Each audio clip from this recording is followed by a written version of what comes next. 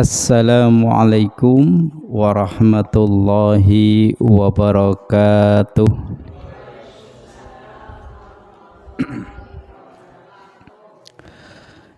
Innal hamdalillah na'maduhu wa nasta'inuhu wa nastaghfiruh wa na'udzu billahi min syururi anfusina wa min sayyiati a'malina. May yahdihillahu fala mudhillalah wa may yudlilhu fala hadiyalah. Asyhadu an la ilaha illallah wahdahu la syarikalah wa asyhadu anna Muhammadan abduhu wa rasuluhu la nabiyya ba'dah. Allahumma salli wa sallim ala nabiyyina wa maulana Muhammad wa ala alihi wa ashabihi wa barik wa sallim ajma'in.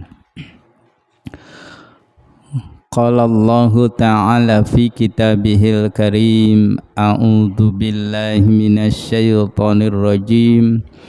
Bismillahirrahmanirrahim. Ya ayyuhalladzina amanu taqullaha haqqa tuqatihi wa la tamutunna illa wa antum muslimun. Wa qala ta'ala dzalikal kitabu la raiba fihi hudal lil muttaqin. Shadaqallahul azim. Amma ba'd. Para sepuh bini sepuh, para bapak ibu jamaah salat maghrib musalla Baitul Maqdis yang saya hormati, yang saya muliakan, marilah pada kesempatan malam hari ini 15 April 2026 bertepatan dengan tanggal 28 Syawal 1447 Hijriah. Tidak terasa bulan Syawalnya hampir selesai Bapak Ibu nggih. Alhamdulillah Allah pertemukan kembali kita di majelis yang mulia di Mushola Baitul Maqdis ini untuk melanjutkan kajian kita. Insya Allah malam hari ini akan kita lanjutkan kajian kitab Riyadhus Shalihin jilid yang pertama. Pada malam Kamis yang lalu saya sudah menyampaikan perihal tentang nama lain dari bulan Syawal, seperti yang disebutkan oleh para ulama bahwa bulan Syawal memiliki nama-nama yang lain. Ada Syahrul Syukur, Syahrul Istiqomah, Syahrul Fitrah, Syahrul Jaza, di antaranya itu Bapak Ibu. Nah, kemudian untuk malam hari ini insya Allah kita akan melanjutkan satu tema yang sebelum Ramadan itu sudah sempat kita bahas, yaitu perihal tentang takut kepada Allah. Takut kepada Allah itu sudah disampaikan 3 kali pertemuan, dan insya Allah malam hari ini yang keempat kali, karena saya punya catatannya Bapak Ibu ya. Jadi kajian yang kita bahas itu tema-temanya sudah ada semua. Jadi tanggal berapa, bulan apa, tahun berapa itu sudah ada semua ya. Jadi kajian kita memang terus berurutan. Yang dimaksud dengan takut kepada Allah, saya sampaikan dulu apa itu yang dimaksud dengan takut kepada Allah. Sebab ada pengertian begini Bapak Ibu, orang yang takut itu bisa jadi semakin jauh ya. Ini kalau pengertian takut yang pada umumnya, misalkan ibu-ibu takut dengan orang gila, itu mesti akan menjauh dengan orang gila. Takut itu ya. Ibu-ibu takut dengan binatang buas, pasti akan menjauh dengan binatang buas. Karena apa? Takut diterkam, kan begitu. Begitupun ketakutan dengan hal-hal lain, tapi berbeda dengan kalimat takut kepada Allah. Ya. Takut kepada Allah, justru kita itu harus lebih dekat dengan Allah. Orang yang semakin jauh dengan Allah, justru mereka itu bukan takut, justru mereka itu makin berani dengan Allah, menantang dengan Allah. Jadi takut dengan Allah itu artinya justru kita lebih dekat dengan Allah. Yang kedua, yang dimaksud dengan takut kepada Allah artinya takut dengan ancaman dan hukuman serta siksanya Allah. Jadi kita takut itu dengan ancaman Allah, dengan hukuman-hukuman dari Allah, dengan siksaan-siksaan dari Allah. Itu yang dinamakan dengan takut kepada Allah. Bisa dipahami ya Pak? Jadi bukan takut dengan Allah kemudian menjauh, itu salah. Seperti yang tadi saya contohkan, takut dengan binatang buas, takut dengan orang gila dan lain. Itu enggak demikian. Tapi takut kepada Allah itu artinya justru semakin dekat dengan Allah. Nah, Bapak dan Ibu, ada beberapa hadis yang menyangkut perihal tentang proses manusia kelak di akhirat. Ya, termasuk kita takut dengan siksa kubur gitu ya. Itu artinya kita takut dengan Allah. Dengan kita takut dengan siksa kubur, tentu dimulai dengan keyakinan, dengan kepercayaan bahwa siksa kubur itu memang ada. Ya. Siksa kubur itu memang ada. Kita percaya, kita yakin. Lalu kita takut dengan siksa kubur itu, artinya supaya kita lebih hati-hati dalam hidup di dunia ini. Begitupun dalam proses di akhirat. Wa an ibni Umar radhiyallahu anhuma anna Rasulullah sallallahu alaihi wasallam qala yaqumun nasu li rabbil alamin hatta yaghiba ahaduhum fi rashihi ila ansafi udunai. Muttafaqun alaih. Dari Ibnu Umar radhiyallahu an, ia berkata, Rasulullah sallallahu alaihi wasallam bersabda, dikala manusia berdiri menunggu panggilan Tuhan semesta alam, ada salah seorang di antara mereka yang terbenam dalam keringatnya sampai pada kedua daun telinganya. Bapak Ibu, Rasulullah sudah memberikan berita. Rasulullah sudah memberikan informasi. Rasulullah sudah memberikan pengumuman. Kelak di akhirat itu, ya, orang itu pada berdiri menunggu panggilan Tuhan semesta alam. Jadi Bapak-bapak, Ibu-ibu, kelak di akhirat kita akan dikumpulkan, senantiasa berdiri menunggu dipanggil oleh Allah, menunggu panggilan. Seperti halnya Bapak Ibu-ibu kalau misalkan sekarang dapat kupon sembako gratis misalkan ya, itu nanti Bapak Ibu kumpul berdiri ya, nunggu panggilan. Nah, kelak di akhirat pun kita akan dikumpulkan oleh Allah seraya kita berdiri menunggu panggilan Allah. Di antara mereka orang-orang yang berdiri itu ada orang yang terbenam ya. Ya, mungkin bahasa anunya ya kelelep misalnya ya. Ada orang yang terbenam dalam keringatnya sendiri sampai kepada daun telinga. Berarti sampai merene Babu. Ya. Tenggelam dengan keringatnya sendiri. Terbenam dengan keringatnya sendiri sampai kepada daun telinga. Berarti apa Bu? Ibaratnya saking dalamnya itu ya. Jadi mereka itu berdiri dengan keringat yang bercucuran sampai keringatnya itu hampir menenggelamkan orang itu sampai setinggi telinganya, sampai ke telinganya.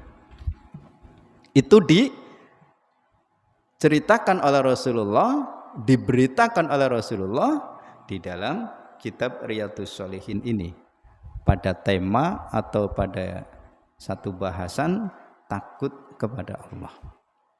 Nah, makanya Bapak Ibu, setelah kita mengetahui, maka kemudian kita semakin takut dengan Allah, takut yang dimaksud dengan ancaman dan hukumannya.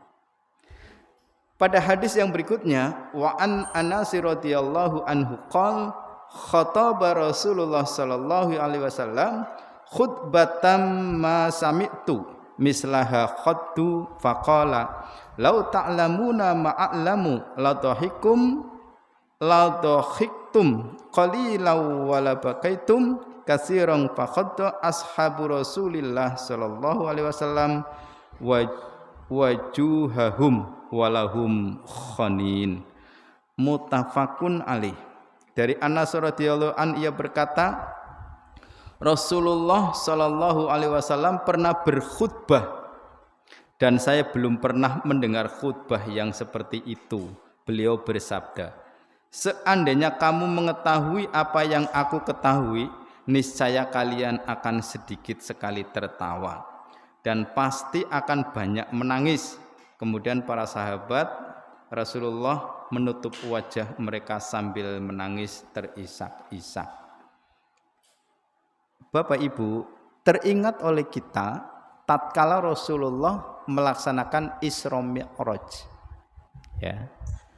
Di waktu Rasulullah melaksanakan Isra Mi'raj, oleh Allah diperlihatkan betapa ngeri, betapa dahsyatnya siksaan Allah yang diberikan kepada para pendurhaka. Ya. Ada di antara mereka yang diperlihatkan kepada Rasulullah yang memakan bangkai. Ya. Kemudian ada pula di antara mereka yang dijeburkan ke salah satu laut, kemudian mereka tenggelam. Dan banyak sekali siksaan-siksaan yang diperlihatkan kepada Rasulullah. Maka andekan, ya, kata Rasulullah dalam khutbahnya, kita diperlihatkan seperti halnya Rasulullah melihat orang-orang yang disiksa, maka di antara kita ini tidak ada yang mungkin dalam bahasa gerintingnya kolune gemuyu. Ya. Jadi tidak ada di antara kita yang kolu gemuyu. Si bisa nih sebab begitu ngeri melihatnya siksaan Allah. Siksaan Allah yang diberikan kepada para pendurhaka. Orang yang meninggalkan sholat dengan sengaja, ya. Loh, ada orang yang tidak sholat karena tidak disengaja, ya bisa jadi kan dia karena kelupaan, dia karena ketiduran dan lain sebagainya, ya. Kemudian dosa yang diakibatkan karena sesungguhnya dia sudah ada kemampuan untuk berzakat tapi baginya tidak ia tunaikan, ya. Kemudian ada siksaan yang diberikan kepada orang yang suka memfitnah, ya, suka berghibah itu. Kemudian siksaan yang diberikan oleh Allah kepada orang-orang yang suka makan riba itu, ya. Suka makan riba, rentenir itu, ya. Kemudian memakan harta anak yatim dengan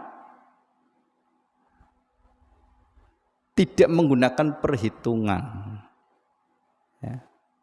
Jadi banyak sekali siksaan-siksaan Allah yang kala itu diperlihatkan kepada Rasulullah. Nah, kalau semua itu diperlihatkan kepada kita, Bapak Ibu, ora plaur panjenengan ke gemuyu, wis ora plaur.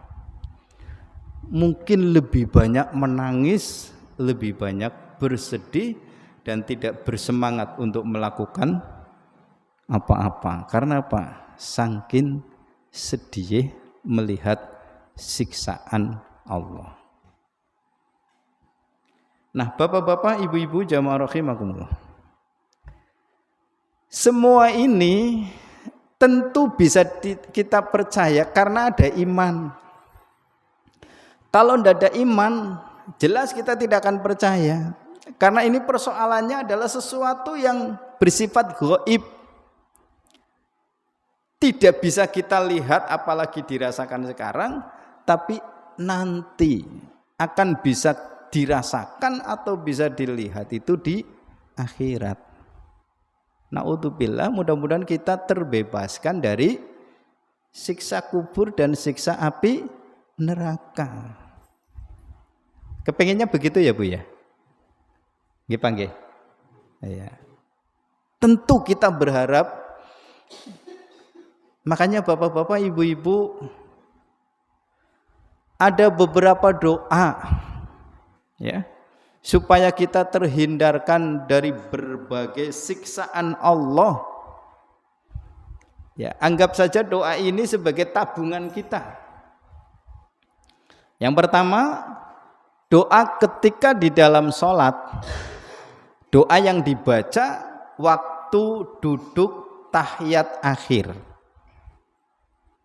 Selesai membaca innaka hamidum majid, kemudian sebelum salam membaca doa. Apa doanya? Allahumma inni a'udzubika min adabi jahannam. Ya Allah, aku berlindung kepadamu dari siksa neraka jahanam. Sudah bisa Bu? Doa ini sudah ya. Wa min adzabil qabri, minta perlindungan kepada Allah supaya terhindarkan dari siksa kubur. Ya. Bapak Ibu, saya pernah mendengar bahwa kesuksesan seseorang kelak di akhirat itu diukur waktu dikubur.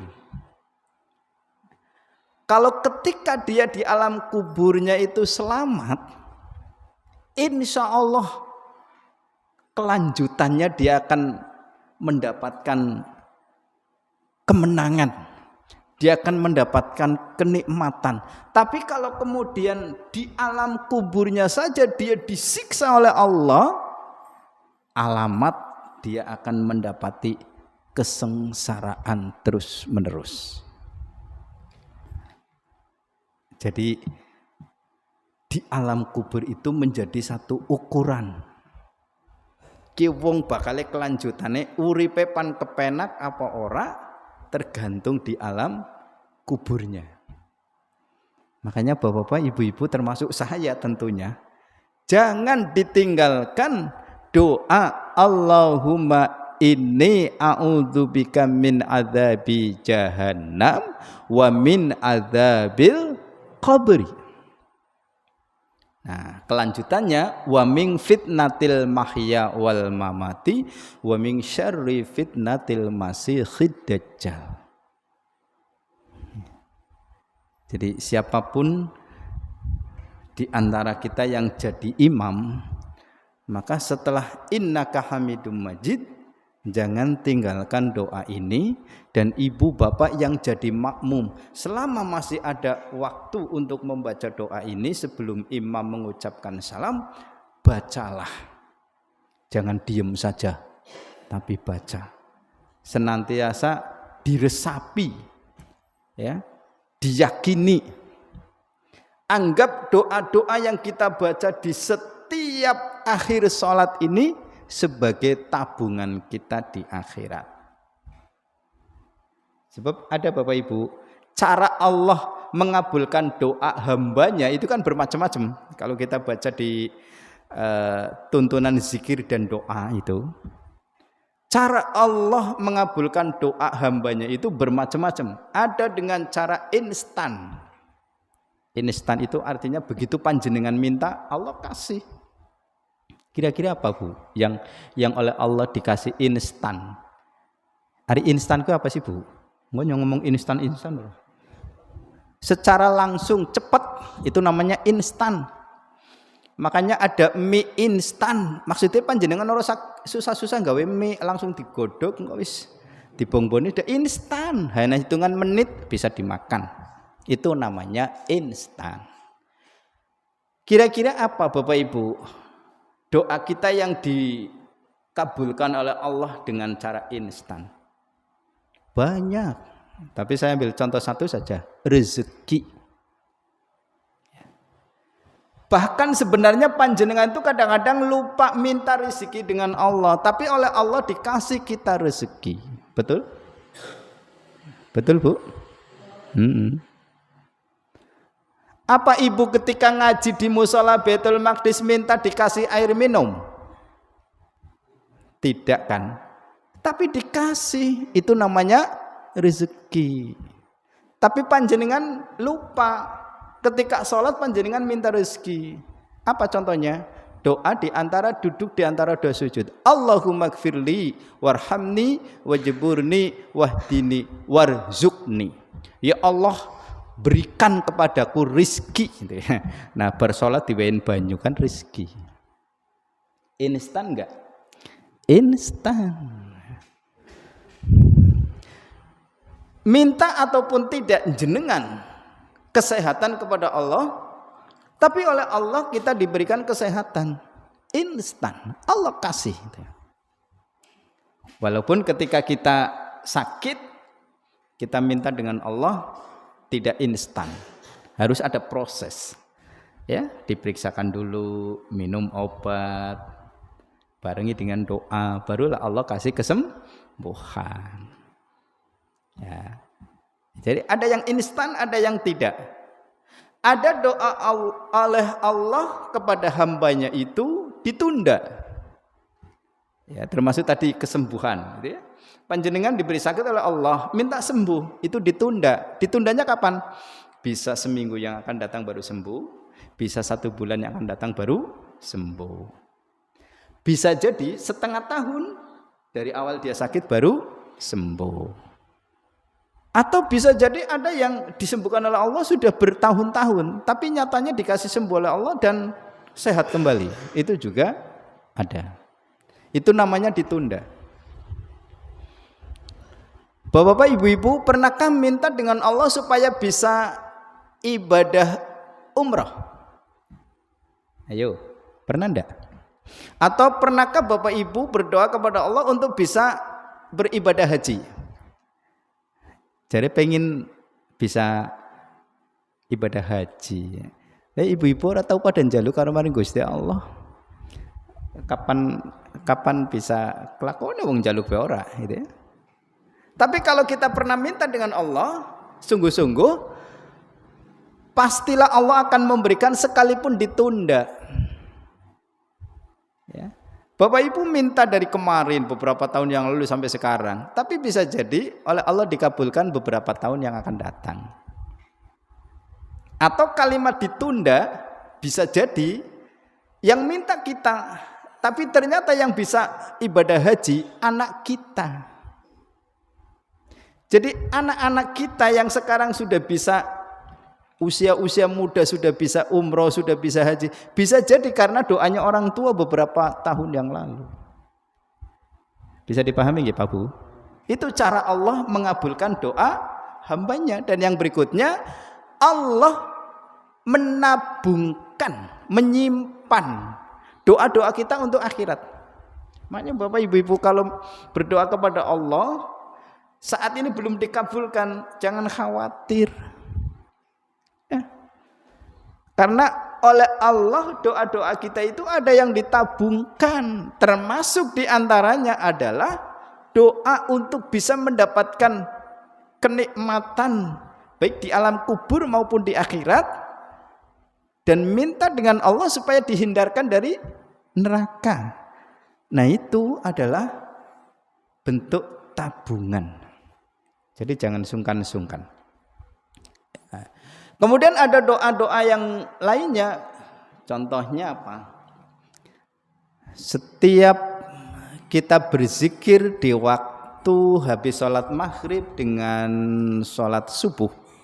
Ya, kalau habis sholat maghrib Bapak Ibu itu ada bacaan wirid zikir yang berbunyi Allahumma inni as'alukal jannata Allahumma ajirni minan nar. Dibaca enggak Pak Bu? Baca ya. Itu dibaca 10 kali itu ya. 7 kali, mohon maaf. 7 kali Bapak Ibu. Allahumma inni as'alukal jannata, ya Allah masukkan hamba ke dalam syurga. Allahumma ajirni minan nar, ya Allah hindarkan hamba dari siksa neraka. Itu kalau maghrib. Kalau subuh cukup dengan Allahumma ajirni minan nar. Ini adalah doa-doa kita yang ditabungkan oleh Allah, dikumpulkan oleh Allah. Kelak di akhirat kita akan mendapatkan hasil dari apa yang kita minta selama hidup di dunia. Makanya jangan bosan, jangan sungkan-sungkan untuk selalu minta dengan Allah. Ya namanya minta dimasukkan ke dalam surga kan nanti. Dihindarkan dari siksa neraka kan nanti gitu ya. Itu ditabung. Tapi kalau tidak pernah meminta kepada Allah, ya nanti dibuka oleh Allah tabungannya ndak ada. Tabungan doamu untuk masuk ke dalam surga, tabunganmu untuk bisa terhindar dari siksa neraka, mana? Kosong, ndak ada. Ini Bapak Ibu. Kemudian tadi yang kedua ya. Yang ketiga, ini ada doa yang insya Allah Bapak Ibu sudah sangat hafal, yang dinamakan dengan doa sapu jagat.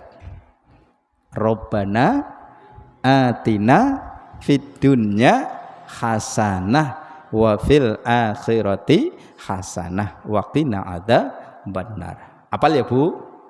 Wah, kita apal. Orang apal maning, apal kejipal. Saking apale ya. Robbana atina, wahai Tuhan kami, fid dunya hasanah, berikan kebaikan hidup kami di dunia. Jadi minta hidup di dunia itu dengan penuh kebaikan. Wa fil akhirati hasanah, begitupun kehidupan di akhirat juga penuh dengan kebaikan. Wa qina adzabannar, hindarkan kami dari siksa neraka. Oke, doa luar biasa Bapak Ibu. Ya. Minta hidup di dunia penuh kebaikan, minta hidup di akhirat penuh kebaikan, minta kepada Allah untuk dihindarkan dari api neraka. Makanya doa ini sebagai penutup.